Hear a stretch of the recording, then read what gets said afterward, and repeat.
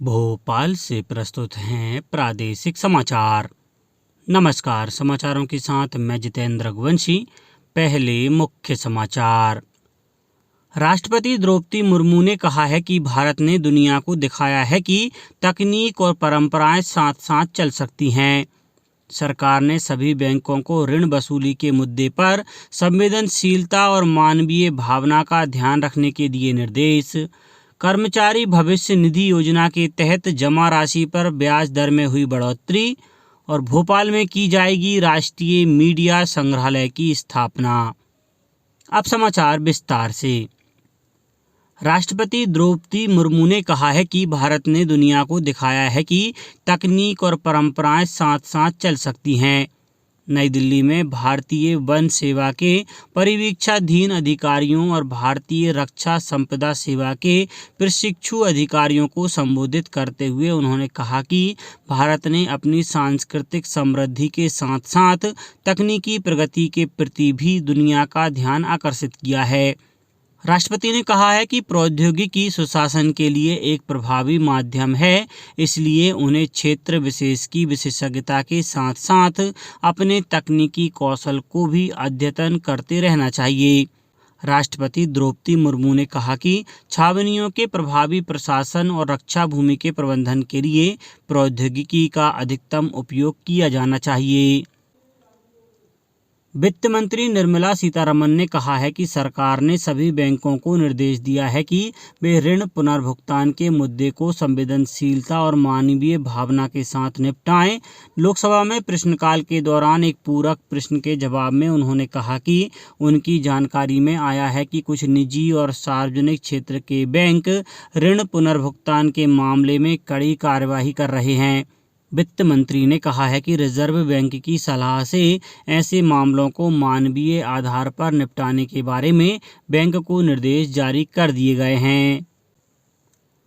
प्रधानमंत्री नरेंद्र मोदी इस महीने की 28 तारीख को गांधीनगर में सेमिकॉन इंडिया 2023 का उद्घाटन करेंगे।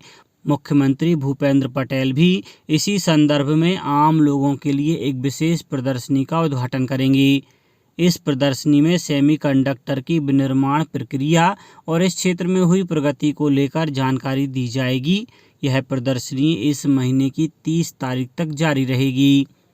राष्ट्रीय स्तर के इस कार्यक्रम में सेमीकंडक्टर से संबंधित नवीनतम प्रौद्योगिकी का प्रदर्शन किया जाएगा। 5वां हेलीकॉप्टर और लघु विमान शिखर सम्मेलन खजुराहो में नागरिक उड्डयन मंत्रालय, प्रदेश सरकार, पवन हंस लिमिटेड और federation of India chambers of commerce and industry द्वारा संयुक्त रूप से आयोजित किया जाएगा। कार्यक्रम का विषय अंतिम मील तक पहुंचना, हेलीकॉप्टर और छोटे विमानों के माध्यम से क्षेत्रीय कनेक्टिविटी है। इस कार्यक्रम का उद्घाटन केंद्रीय नागरिक उड्डयन और इस्पात मंत्री ज्योतिरादित्य एम सिंधिया करेंगे। इसका उद्देश्य सभी उद्योग हितधारकों और नीति निर्माताओं के लिए भारतीय हेलीकॉप्टर और लघु विमान उद्योग के विकास की कहानी पर चर्चा करने के लिए एक साझा मंच प्रदान किया जाए।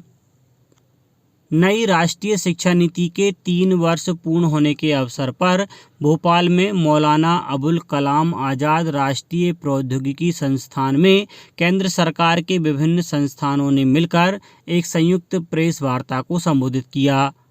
प्रेस वार्ता में मैनेट के निदेशक प्रोफेसर के शुक्ला, NITTR के निदेशक CC Tripathi, National Institute of Design के निदेशक Dheeraj Kumar, School of Planning and Architecture के निदेशक कैलाश राव, केंद्रीय विद्यालय क्रमांक 2 के प्राचार्य SK पाठक और राजीव गांधी प्रौद्योगिकी विश्वविद्यालय के कुलपति सुनील कुमार शामिल हुए।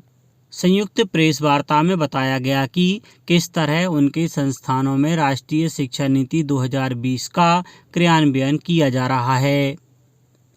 सरकार ने वित्त वर्ष 2022-23 के लिए कर्मचारी भविष्य निधि योजना के तहत जमा राशि पर 8.15% की ब्याज दर को मंजूरी दे दी है। पिछले साल इन खातों पर ब्याज की दर 8.1% थी। मुख्यमंत्री शिवराज सिंह चौहान नर्मदापुरम जिले की तहसील बनखेड़ी और सिवनी मालवा में विकास पर्व के तहत आयोजित कार्यक्रमों में शामिल होंगे। इस दौरान मुख्यमंत्री बनखेड़ी में 26 करोड़ 31 लाख की लागत से निर्मित होने वाली दूधी सिंचाई परियोजना का भूमि पूजन करेंगे। वहीं मुख्यमंत्री सिवनी मालवा में आयोजित जन दर्शन कार्यक्रम में भी सम्मिलित होंगे। कार्यक्रम में लाडली बहनों, किसानों और युवाओं की विशेष सहभागिता होगी। मुख्यमंत्री श्री चौहान सिवनी मालवा में विभिन्न विकास कार्यों का लोकार्पण और शिलान्यास भी करेंगे। भोपाल में राष्ट्रीय मीडिया संग्रहालय की स्थापना की जाएगी। यह जानकारी माखनलाल चतुर्वेदी राष्ट्रीय पत्रकारिता एवं संचार विश्वविद्यालय की महापरिषद की बैठक में जानकारी दी गई। मुख्यमंत्री शिवराज सिंह चौहान की अध्यक्षता में हुई इस बैठक में विश्वविद्यालय में केंद्रीय studio, digital media lab, cinema और भारतीय भाषाओं पर केंद्रित पृथक विभागों तथा भरत मुनि शोध पीठ की स्थापना के प्रस्ताव को अनुमोदित किया। महापरिषद ने विश्वविद्यालय में कार्यरत शिक्षकों के लिए 7वां वेतनमान लागू करने की कार्योत्तर स्वीकृति प्रदान की। साथ ही 1 जनवरी 2016 से लागू किए गए 7वें वेतनमान के आधार पर सभी शिक्षकों को एरियर का भुगतान करने की स्वीकृति भी दी गई। बैठक में रेडियो कर्मवीर की स्थापना को भी स्वीकृति प्रदान की गई।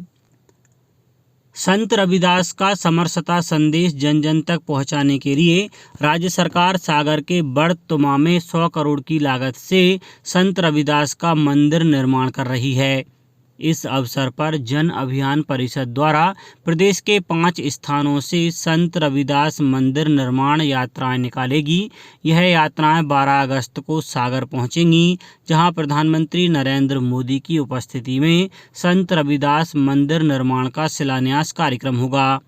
यह जानकारी भाजपा अनुसूचित जाति मोर्चा के राष्ट्रीय अध्यक्ष लाल सिंह आर्य ने पार्टी के प्रदेश कार्यालय में आयोजित पत्रकार वार्ता में दी।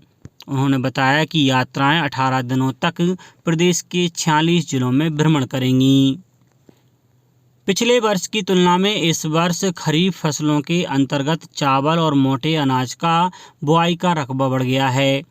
केंद्रीय कृषि मंत्रालय के जारी आंकड़ों के अनुसार चावल का बुआई क्षेत्र 175 लाख हेक्टेयर से बढ़कर 180 लाख हेक्टेयर से अधिक हो गया है। मोटे अनाजों का बुआई क्षेत्र भी 128 लाख हेक्टेयर से बढ़कर 134 लाख हेक्टेयर से अधिक हो गया है। हालांकि दालों का बुआई क्षेत्र 95 लाख हेक्टेयर से घटकर लगभग 85 लाख हेक्टेयर रह गया है। सोशल मीडिया प्लेटफॉर्म ट्विटर ने अपने नए प्रतीक चिन्ह का अनावरण किया है। ट्विटर ने व्यापक रीब्रांडिंग के हिस्से के रूप में अपनी वेबसाइट पर एक्स के लिए ब्लू बर्ड को हटा दिया है। सोशल मीडिया नेटवर्क की साइट पर कंपनी का नया प्रतीक चिन्ह के रूप में काली पृष्ठभूमि पर सफ़ेद एक्स का निशान दिखाया गया है।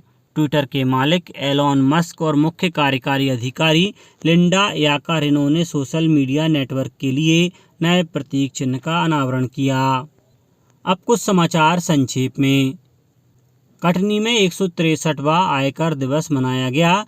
इस दिवस कटनी में आयकर दाताओं का सम्मान समारोह आयोजित किया गया है। साथ ही आयकर जागरूकता के कार्यक्रम आयोजित किए गए। इंदौर जिले में collector doctor Ilaiya Raja T की अध्यक्षता में संपन्न हुई शांति समिति की बैठक में निर्णय लिया गया कि आगामी त्यौहार इंदौर की परंपरा अनुसार आपसी सौहार्द, एकता एवं शांति के साथ मनाए जाएंगे। नर्मदापुरम जिला रोजगार कार्यालय ने पिपरिया के शहीद भगत सिंह शासकीय स्नातकोत्तर महाविद्यालय में रोजगार मेले का आयोजन किया। जबलपुर में अग्निवीर भर्ती रैली के तीसरे दिन सतना जिले से अभ्यर्थियों को बुलाया गया। भर्ती रैली में सतना जिले के 1265 आवेदकों ने हिस्सा लिया। अमर शहीद वीर योद्धा कुंवर चैन सिंह की 199वीं पुण्यतिथि पर सीहोर के दशहरा मैदान स्थित उनकी समाधि पर मध्य प्रदेश शासन ने गार्ड ऑफ ऑनर दिया। साथ ही उनका पुण्य स्मरण किया गया। खंडवा जिले की तीर्थ नगरी ओमकारेश्वर में श्रावण माह के तीसरे सोमवार को पालकी में भगवान ओमकारेश्वर एवं भगवान ममलेश्वर की सवारी निकाली गई।